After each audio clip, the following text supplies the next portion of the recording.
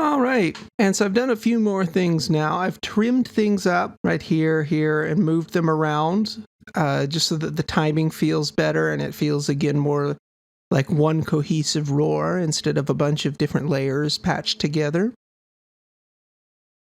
I have also gone into this dragon roar layer and I have pitched it down just a little bit. So here it is without. And here it is with it on.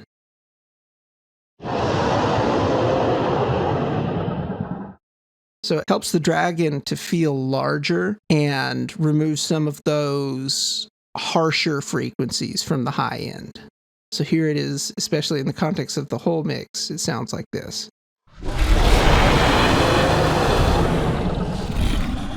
Now, the other thing that I've done is I'm just using this SSL bus compressor to glue things together a little bit. Here it is with.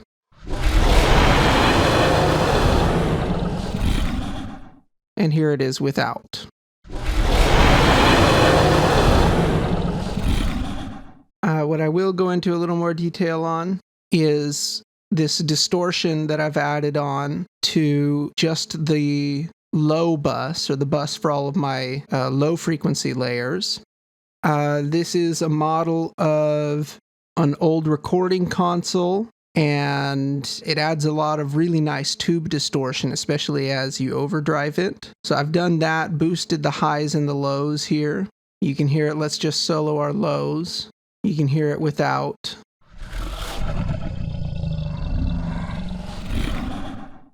Hear it with it on.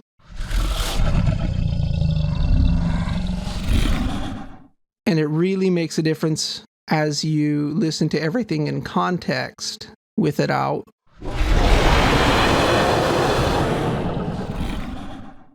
And then when we put it back in, you can feel how that low end has more power.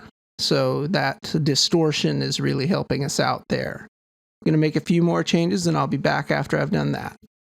All right, and I'm back. So I've done quite a few things here. I have, again, done some trimming and some fading to move things around. I've gone ahead and I've equalized some more of the tracks here. So let's hear it without the EQ. And then with it on.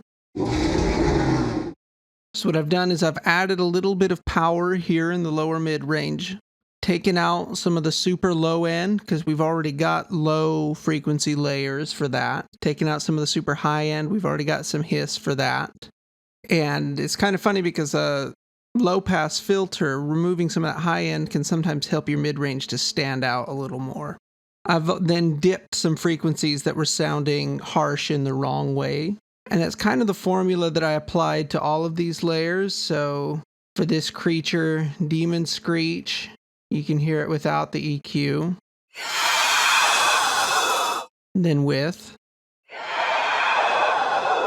Again, it's really just about finding the parts of it that speak to you emotionally and boosting those, or getting parts that are negatively affecting you emotionally or are getting in the way of the ones that really help you feel it better, and cutting those down.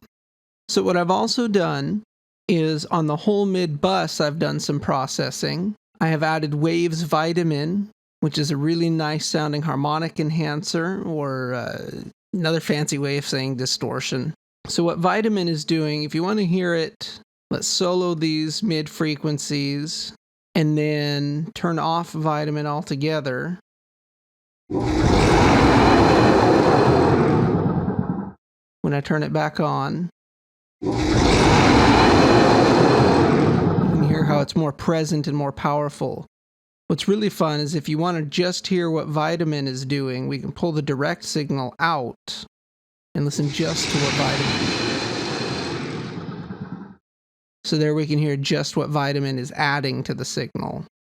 But I like it with the direct back in, give us that full range experience. I'm then using Neutron 3 to, again, EQ It's a very powerful tool in sound design. It helps you pick apart and really choose what parts of the sound you want to emphasize. So I found that right here at around 300 hertz, I was getting some of that power or that raw kind of rage sound that I wanted. And here at around 600 hertz, I was starting to hear things being a little too nasally in the middle range almost. And I cut out some other harsh frequencies here before going into a compressor. Neutron has this really cool compression mode called true envelope detection mode, where it uses an average of the input signal normalized across the frequencies. So it's kind of like an RMS detection circuit, but different, and it takes the frequency ranges into account. I don't know exactly what they're doing with it, but it sounds really good on just about anything. I'm compressing that. If you want to hear it without the compressor, and then with the compressor, brings up some of those details, makes it sound a little more angry.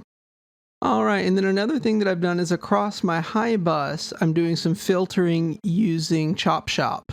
So I'm filtering out quite a bit of the high end, ironically, and then filtering out quite a bit of the lows as well, so that if we want to just hear our highs or the hiss,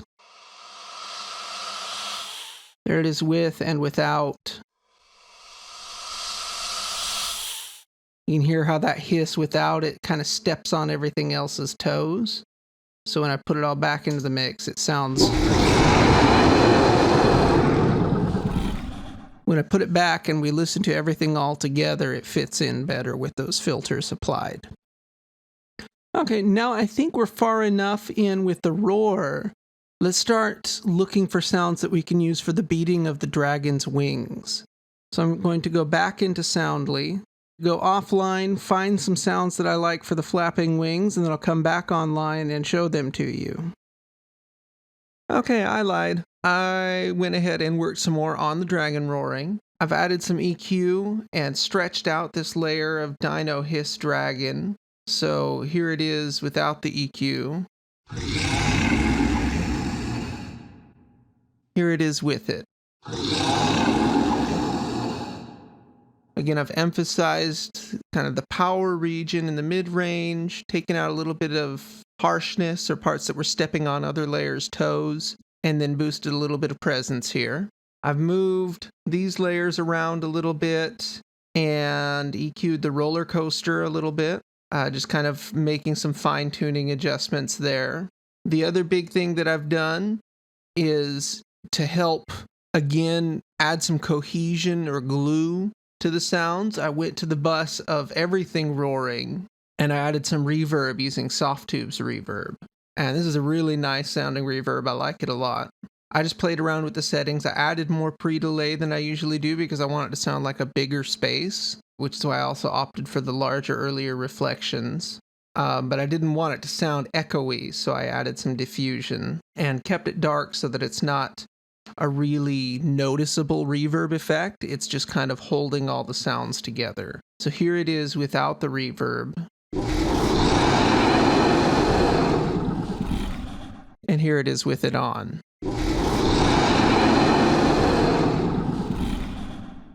And if you want to hear more of what's going on, I can turn it all the way wet here. Before bringing it back.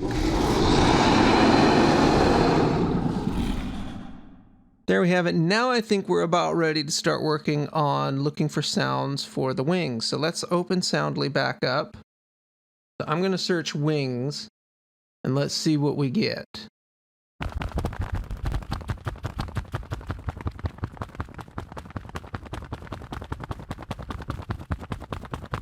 Maybe if we slow those down, they could be useful. I'm actually going to go ahead and grab a few of them and put them on to layers, and then we'll move them on to where the dragon is flapping its wings later.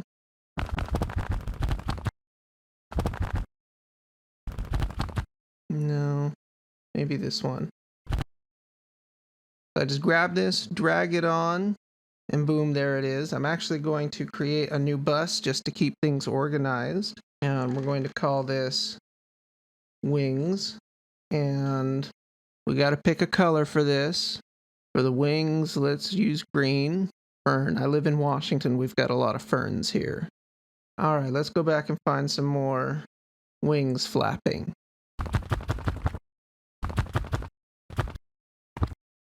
Let's count how many times the wings flap in the video.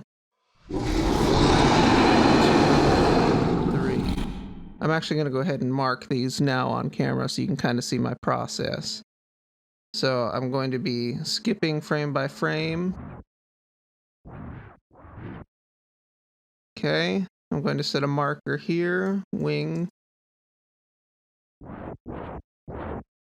I'm skipping by more than one frame at a time because I'm kind of zoomed out. And then right as the wing starts heading down again, there we go. We'll say wing.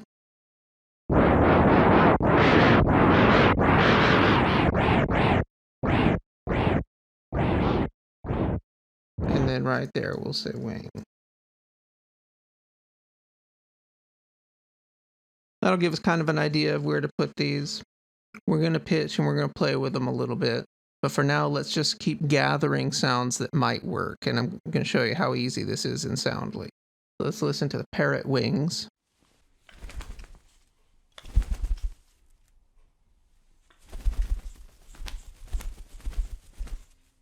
That one's got some nice low energy to it. I'm going to use that.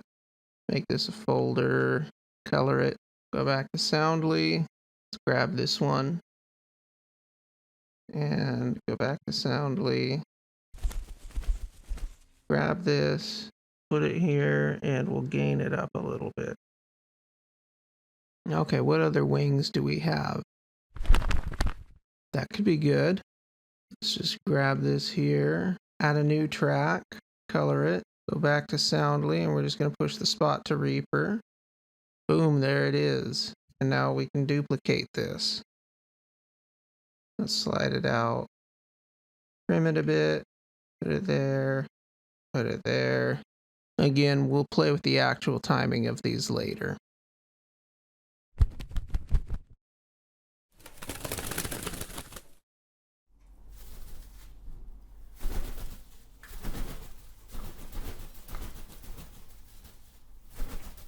That one sounds like it's got an echo. That might be useful.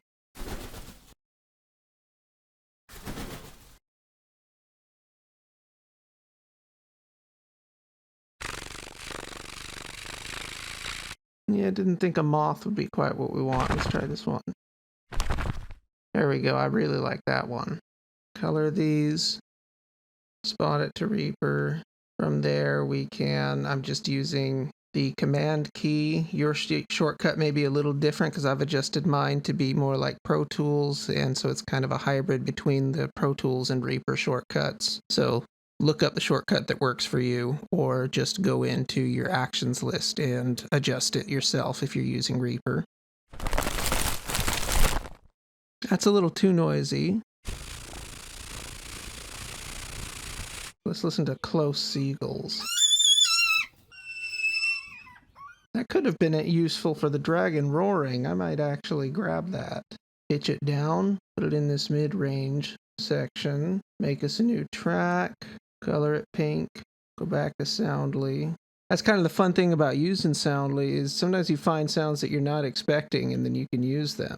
So I'm going to mute this for now until I've adjusted it and played with it later. Let's try this one. No.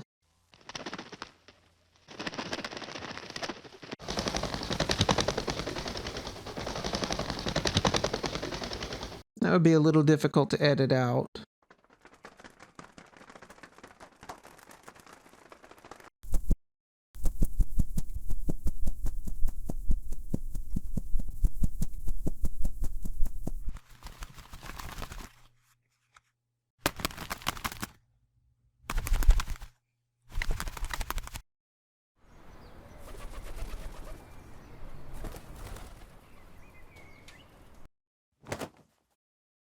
There we go, that's a good one.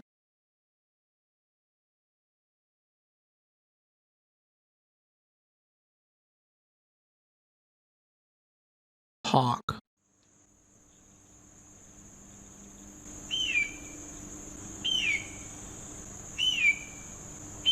Those would be really useful for monster sounds.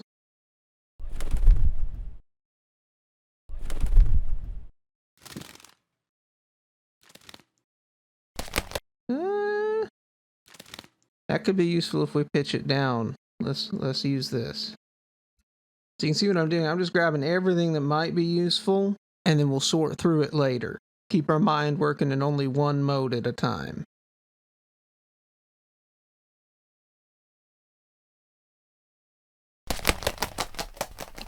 There's some really good ones here.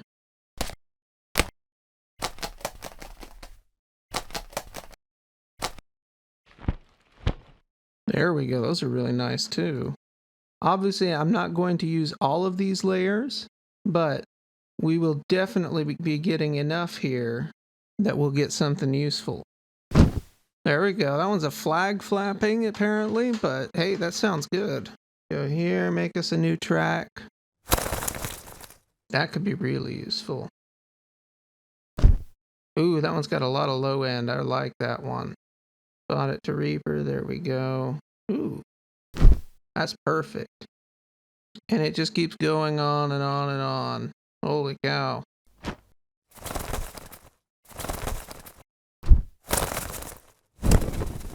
Ooh, I like that one. We got a lot of flapping now. I'm going to edit through these, decide which ones I want to keep, and then I will come back online and show you what I've come up with.